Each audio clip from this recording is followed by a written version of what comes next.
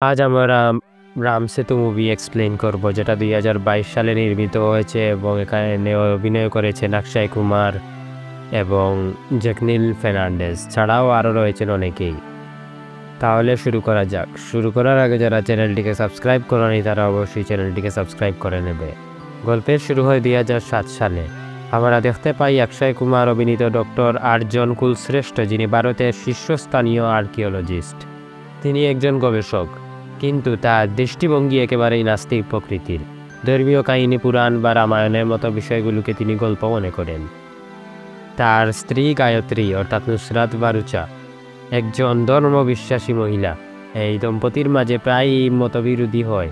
গায়ত্রী যেখানে বিশ্বাস করেন রামায়ণের কাহিনী বাস্তব, আর্জন সেখানেই বলেন এগুলো শুধু কল্প কাহিনী। ভারত সরকার ঘোষণা দেয় সেতু সমুদ্রাম প্রজেক্ট শুরু হবে। এই প্রকল্পে ভারত ও শ্রীলঙ্কার মাঝে সমুদ্রপথ তৈরি করা হয় যাতে জাহাজ চলাচল সহজ হয়। কিন্তু এই প্রকল্প বাস্তবায়নের জন্য ভাঙতে হবে রাম সেতু, যেটিকে আদমস ব্রিজও বলা হয়। রাম সেতু সম্পর্কে প্রচলিত বিশ্বাস হল, রামায়ণের সময় ভগবান রাম ও তার বানর সেনা শ্রীলঙ্কায় সীতা মাতাকে উদ্ধারের জন্য এই সেতুটি বানিয়েছিলেন। তবে বিজ্ঞানীদের মতে এটি এক প্রাকৃতিক গঠন। এখন বিতর্ক উঠল, এটা কি সত্যিই মানব সৃষ্ট নাকি কেবল প্রকৃতির সৃষ্টি। সরকার চায় আদালতে প্রমাণ দিতে যে রাম সেতু প্রাকৃতিক। তাদের পক্ষে রিপোর্ট তৈরি করেন ডক্টর আর্জন। তার রিপোর্ট স্পষ্ট লেখা যে রাম সেতু একটি প্রাকৃতিক কাঠামো, এর কোনো ঐতিহাসিক বা ধর্মীয় ভিত্তি নেই। এই রিপোর্ট জমা দেওয়া মাত্রই দেশ জুড়ে বিতর্ক শুরু হয়। সংবাদ মাধ্যম, রাজনৈতিক মহল ও সাধারণ মানুষ কেঁপে যায়, কারণ এর মানে দাঁড়ায় রামায়ণের কাহিনীকে তিনি মিথ্যা প্রমাণ করেছেন। এমনকি আর্জনের পরিবারও বিপাকে পড়ে যায়। লোকেরা তাকে ধর্মবিরোধী আখ্যা দিতে থাকে। এই সময় এক ধনী ব্যবসায়ী ইন্দ্রকান্ত বরদাজ অর্থাৎ নাসের চরিত্রে আর্জনের সাথে যোগাযোগ করে। সে বলে, তুমি যদি প্রমাণ করো রাম সেতু আসলেই প্রাকৃতিক, তাহলে সরকার আমাদের প্রকল্প চালু করবে, তোমার নাচ যশও বাড়বে। লোভে নয়, বরং বৈজ্ঞানিক কৌতূহল থেকে আর্জন এই অভিযানে রাজি হয়। তার সাথে যুক্ত হয় আরও কয়েকজন। ডক্টর গ্রেব্রিয়েল অর্থাৎ জ্যাকলিন ফার্নান্ডেজ, এক বিদেশি সমুদ্র বিজ্ঞানী। অন্ধ্রা সত্যদেব, স্থানীয় প্রত্নতাত্ত্বিবিদ ও ইতিহাস প্রেমী, এবং একটি ডুবুরি টিম। তারা সমুদ্রের নিচে অনুসন্ধান শুরু করে। এখানেই সিনেমা ধীরে ধীরে থ্রিলারের রূপ নেয়। জাহাজ থেকে ডুব নিয়ে নিচে নেমে যায়, রাম সেতুর শিলাখণ্ড পরীক্ষা করে। আর্জন লক্ষ্য করে পাথরগুলো অদ্ভুতভাবে সাজানো, একে অপরের সাথে সংযুক্ত।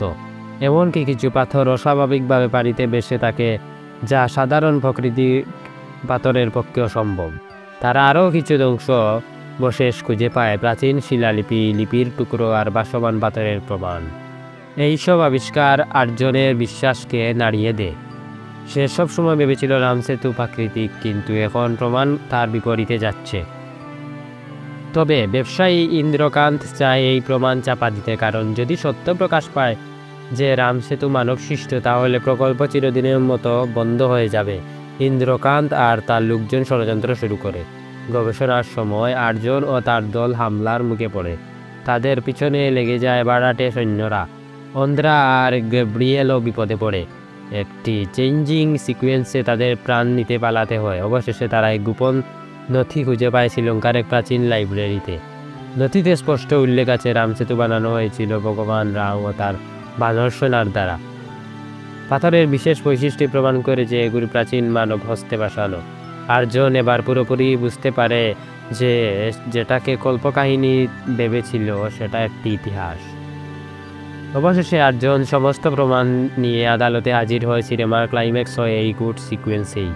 আদালতে সে দেখায় রাম সেতু ভাসমান পাথর, প্রাচীন লিপির নিদর্শন এবং বৈজ্ঞানিক ডেটা, যা প্রমাণ করে সেতুটি মানুষের হাতে তৈরি। সে বলে রাম সেতু শুধু ধর্মীয় প্রতীক নয়, এটি ভারতের ঐতিহাসিক সম্পদ। একে ভাঙা মানে ইতিহাস ধ্বংস করা। আদালতে অবশেষে রাম সেতুকে ঐতিহ্য হিসেবে ঘোষণা করে প্রকল্প বাতিল হয়ে যায়। শেষ দৃশ্যে দেখা যায় ডক্টর আর্জন, যে এক সময় নাস্তিক ছিল, সে এখন উপলব্ধি করে ইতিহাস, বিজ্ঞান আর ধর্ম সব একে অপরের সাথে সংযুক্ত। সে তার স্ত্রীর কাছে ক্ষমা চায় এবং বলে রাম সেতু শুধু পাথরের সেতু নয়, এটি অতীত, বর্তমান আর ভবিষ্যৎকে সংযুক্ত করে। তো এভাবেই শেষ হয় রাম সেতু মুভির সম্পূর্ণ কাহিনী। তবে আরেকটা কথা, রাম সেতুর সকল ডিটেলস পাওয়ার জন্য তাদেরকে একজন সাহায্য করে।